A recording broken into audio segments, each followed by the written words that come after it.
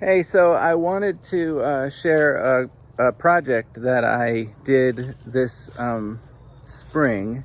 So Christy and we decided that once the quarantine happened and everybody was having to stay with their families and not go out and stuff like that, that we wanted to do a game so that everybody would like be involved in something and and talk to each other and be doing creative things and stuff. And so we decided to come up with this idea called the Corona 500. And what it was that you could get points for doing stuff like whether it's reading your Bible or memorizing a scripture verse or calling a friend to check on them, and like an extra points if you pray with that person, or writing a poem and or drawing a picture or painting a picture or reading a book, virtually anything that you wanted to do, making dinner or making cupcakes for your family or anything like that. And so when anybody would do anything, they would text me and tell me when they did something worth points, and then I would tell them how many points they earned. And then you were on a team, and at the end, if your team got 500 points, you got a special prize. So my project for the Corona 500 that Christy let me do is I built a zip line. Okay, so now really I'm doing this video for Gabe Rockwood, who he doesn't live in Tennessee anymore, but I think he will be excited about this, and so I wanted to show this this project. So Gabe, this video is for you. Okay, so Gabe, I wanted to make this video for you because I wanted to show you how this whole project came to be and what it is. And so I'll explain it to you, and I'll like show you all the stuff about it and stuff. There's an airplane going over up there somewhere. Judah will probably find it. Judah, did you find the airplane? Did you find the airplane? I didn't see it. I don't know where it was. He still has his flower from the walk. He still has his flower. You have your flower? Yeah. Okay. So I'm gonna show you. We're gonna climb up this ladder here. So this ladder is neat because it's not actually attached to the tree at all. It is attached by straps, and so it's not like screwed into the tree anywhere, and so really it just hangs on the tree, and when you put your weight on it, it's safe. So they're actually sticks. There's this stick, and then there's another stick that goes up this way, and then there's one more stick that you actually don't climb with your feet on, but it's useful for holding onto with your hands. So it's sturdy enough that I can do it really easily even with one hand. And so I'm gonna climb up here and I'm gonna show you what I've got here. Now up here I have a tree stand, and usually the reason people get these is for hunting. I don't hunt. I don't have any guns or anything, but I got this from a hunting supply store, and it's the same thing. Like, it just hangs off of the tree, and it's strapped onto the tree. So there's a strap here, and then there's another strap down at the bottom of it, and that's all. And it's perfectly sturdy. There are these really strong straps. So now I'm standing on the tree stand, and here's the zip line. So I'm gonna get close to it here so you can see. So it is wrapped around the tree, but I didn't want it to touch the tree at all because I didn't want it to damage the tree. Over time, the pressure from the zip line can cut into the bark, and I don't know if you knew this, but it's only the outside of a tree that's alive. The inside of a tree is actually not living, and so if you cut through the bark all the way around a tree, it's called girdling the tree, and the tree will die. So I have these pieces of wood screwed into the tree all around, and you can see, like, even here from ziplining, it's cut into the wood here, and so it makes me glad that I did it. So then these are called wire nuts that are hooked onto here, and basically they are like a little horseshoe shaped piece of metal that pokes through this saddle thing. So this is called the saddle, and it pokes through here, and then you screw these little nuts on, and I've got 4 of them here just in case. Like, really it should only take 1 or 2, but I've got 4 of them just in case like something ever broke or the metal ever fatigued or slipped or whatever, because I want it to be really safe.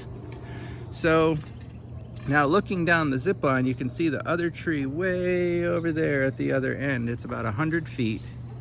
And the way that it works is, so it's obviously on a descending slope. It is hooked onto this tree at a height of about 15 feet. And it's hooked onto that tree up there at about a height of 10 feet. But the descent from this part of the yard to that part of the yard is 6 feet, and we figured that out using a site level that I got on Amazon. And so if you do the math, it goes down about 6 feet across 100 feet of zip line. So that's a 6% grade. So I'm going to show you the other end of it, and then I'll show you how it all works. So this is 100 feet long, and this wire that I used, it's a cable, and it's like aircraft steel. It's aircraft grade steel, and so it's very, very strong. It's not very thick, but it's really strong. So this is the other part of the zip line. Now I want to just focus on this thing right here. You see that metal thing? It's got this end right here, and then it's got another end over here. And the way it works, it's called a turnbuckle. And the way it works is that I hooked the zip line on this end, and then I wrapped a piece of zip line around the tree here, and I hooked it to the other end.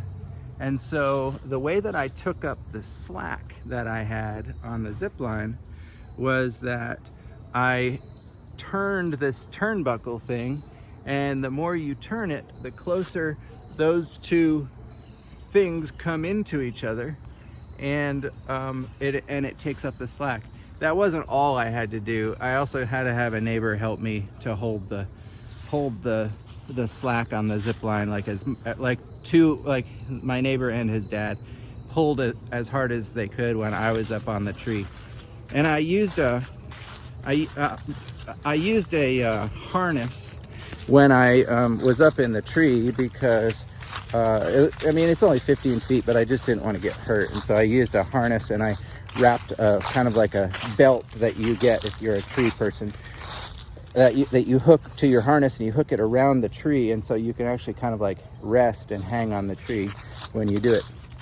So now I'll show you how it works, like the actual zip line aspect of it and stuff. So I'm going to show Gabe how this works, Judah. Okay, so Christy was nice enough to put all this stuff over here for me. So here is this is called a stop block that I made, and it actually doesn't actually stop anything. Well, it sort of does. It's got a hole right, oh, Judah just fell over with the broom. You okay? Okay, you're good. There's a hole all the way through this, and the hole goes through the zip line. So the way I have it set up is I've got a hinge on it so I can open it up and put it over the zip line. So I'm gonna climb up there, and I'm gonna hook this on, and I'm gonna see if I can do it with all this with one hand, which I think I can. And then I have another one that has a similar construction to it. And what I'll do is I'll put these up on the platform, and then I will climb up, and I have to install them onto the zip line, and then I'll show you what I'll do with them. So let's see here. We're gonna put this one on first because it goes lower. All right, I'm gonna take off this wing nut right here, and then take this off, unhook the hinge right here, and then open it up, and you can see that I made a channel through this. So I'm going to put this over the zip line and then close it over it, so you can see that it goes over the zip line.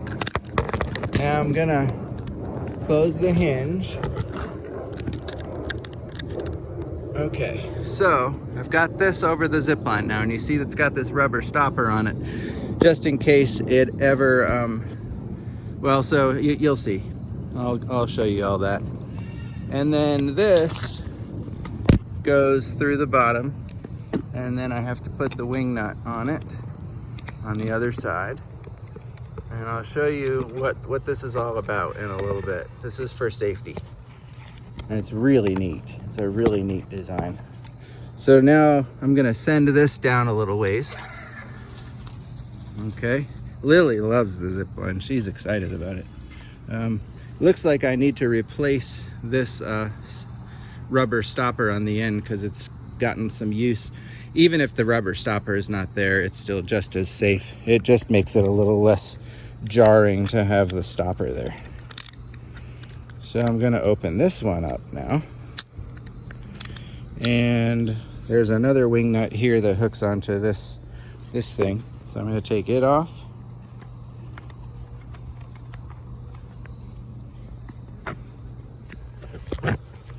And same deal, I'm gonna open this up and I'm gonna put it over the zip line, just like the other one. And I'm gonna close this hinge so that it's on there.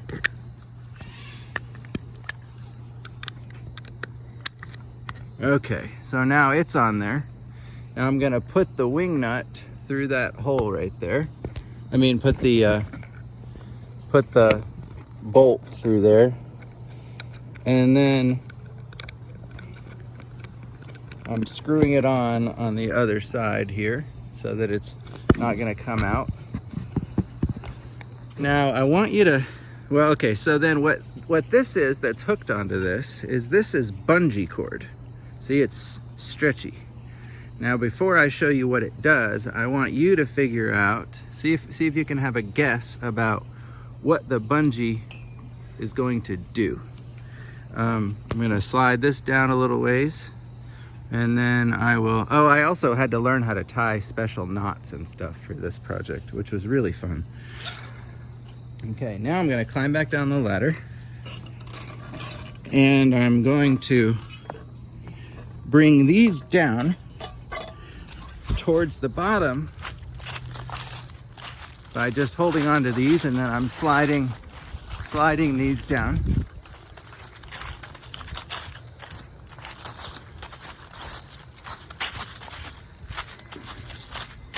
Now, since there's a 6% grade, I've never measured what speed you end up doing, but I know that it's pretty fast. And so what I've done is I've created a way for you to stop. So I'm gonna hook the other end of this bungee onto this tree, and it's gonna be hooked to that sliding block right there. Now, are you starting to figure out what this is about here? Now I'm gonna take this other one and I'm gonna bring it over here to another bolt that's screwed into this tree. So now I've got this first block right there that is bungeed to this tree, and I've got this other block that's bungeed to that tree. And here's how this works. When you slide down the zip line, on the trolley thing, what happens is that when you get to this point, the trolley hits this block here and it stretches that bungee, and then if it stretches far enough that it hits this second one, this is just a secondary brake in case the first brake ever failed, or if the bungee broke or whatever. I've got another bungee that way, because if you ever went far enough to hit the tree, you're going way too fast and you could really get hurt. So I didn't want to do that. So now I'm going to show you the ride, how you actually ride it, because that's the fun part, obviously. But what are you doing up there, Judah? You practicing stairs? Oh yeah, did you see another plane up there? Okay, so this is what I made to ride it. Instead of holding on to a trapeze or something, I decided to build a swing. And what this is, it's actually two pieces of wood glued together. You can't really tell that much, but it's two round pieces of wood glued together at opposite. So here on this piece of wood, the grain goes this way, and on this piece of wood, the grain goes this way. So if it ever broke, if one of the pieces ever broke, it wouldn't break, so it would be like a catastrophic failure. It would just break a little bit. And then I put knots all up and down this that you can hold on to. And these are fun knots that I learned how to make. And then I put these balls on here, mostly just to look nice, but also like they feel nice to hold because I sanded them down and then we put polyurethane on them. So they feel really smooth. So now I'm gonna put the swing, this is a swing, and what you do is you put this between your legs. So I'm gonna put the swing on the platform, and then I'm gonna climb up once more, and this will probably be my last time climbing up, unless I take 2 rides.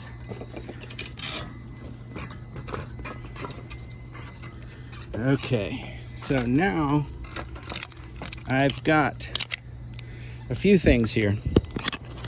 This is the trolley. So it's got these caster things in here that spin really, really well, that have bearings in them. They spin really well. And then I've got a carabiner on this. That's a locking carabiner. You have to twist it to unlock it. And then I've got this thing on here that allows it to spin. And the reason that I did that is because I wanted to be able to spin around in circles. And then this carabiner is hooked onto that, and that's hooked onto the swing. So I have to take this trolley and get it onto the top of the zip line. So what I do is I put the trolley on top of the zip line like this, and you can see that it goes. And then I have to put the carabiner through it, right like this. So now the trolley is on top of this. Once in a while, the trolley gets off the track just a little, like, I don't know how it happens exactly. And not off, like it can't go off the track because you can see there's metal on the other side. This will not now, there's no way this can come off the track. So it's totally safe. So then what you do is you put the swing between your legs so that it's like, so that you kind of sit on it. And then, are you ready? You ready? I think what I'll do is I'll do one video going forward. Lily loves this part. She will start barking and freaking out. So I'll do one going forward this way. Here we go. Here we go. Oh, here we go. And then I hit the brakes and we stop. And it brings us back here onto level ground, or onto like higher ground. And then we get to go back up and try it again. And now I'm gonna do one where you can see me on it. You know, every time I do it, I know I built it and it's safe and I showed you that it's safe, but every time I do it, I get a little nervous every single time. Other people don't, but I do every single time. Even though I know that it's safe because I put all this safety stuff in there, I still get nervous. Okay, this time I'll try to do it and aim the camera at my face. so you can see the terror and fear on my face. Here we go.